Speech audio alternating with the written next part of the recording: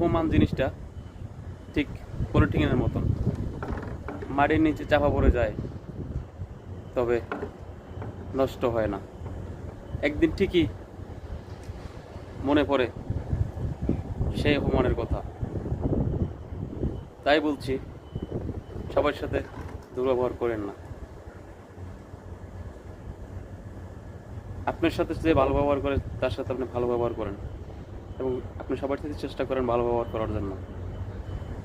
সময় কখনো এক রকমের থাকে না, সবার জীবন সব সময়ের জন্য এক রকমের থাকে না।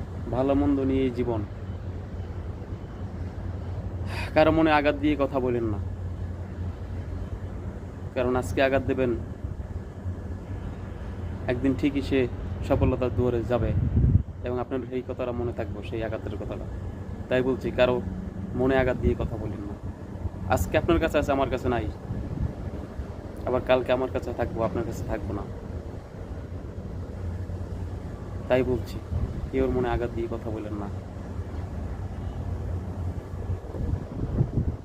হয়তো সারা জাহানের মানুষ না দেখলেও উপর আল্লাহ দেখতেছেন। আমি আপনি কার সাথে বেয়াদবি করতেছি, কার সাথে দুর্ব্যবহার করতেছি, কার মনে আঘাত দিতেছি। এই দুই দিনের দুনিয়ায় অহংকার, হিংসা, বিদ্যা করে কি ফায়দা, কি লাভ বলেন? আজ হয়তো ভিডিও করতেছি আপনাদের মাঝে, কাল হয়তো নাও থাকতে পারি।